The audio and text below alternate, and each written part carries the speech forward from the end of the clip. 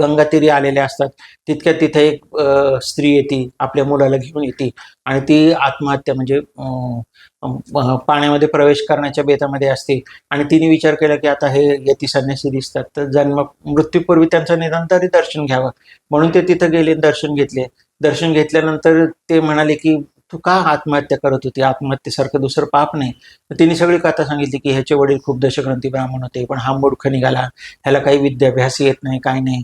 आजूबाजूच्या गावातल्या लोकांच्या खूप मी टोके टोमणे ऐकून घेतले, आता मला जीणं असं झाले आणि आता त्याचं पण काही लग्न होण्याची काही सुतराम शक्यता नाही, त्यामुळं आता जगून काय उपयोग, म्हणून मी जीव देते.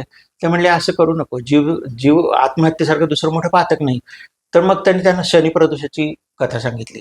बरं, आता महाराज एवढ्यावर थांबले का, कारण तिचं त्या जन्मातलं दुःख होतं. तिची जर आत्महत्या थांबवायची असेल तर त्यांना तो मुलगा ज्ञानी करणं भाग होतं.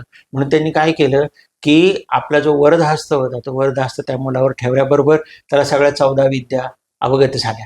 म्हणजे तिचं त्या जन्मीचं दुःख तर त्यांनी दूर केलंच, पण तिला सांगितलं की तुझं आता ह्या जन्मीचं जी तुझा प्रॉब्लेम आहे तो सॉल्व्ह झालाय, पण पुढच्या जन्मासाठी माणसाने काहीतरी शिदोरी आपली ठेवावी लागते, तर तू शनी प्रदोषाचं व्रत कर. त्याप्रमाणे तिने शनी प्रदोषाचं व्रत केलं आणि नंतर ती पंचत्व पावली. आणि पंचत्व पावल्यानंतर ती पुढल्या जन्मी आंबा भवानी झाली कानजनगिरीमध्ये. आणि ती आंबा भवानी म्हणजेच नृसिंह सरस्वतींची माता.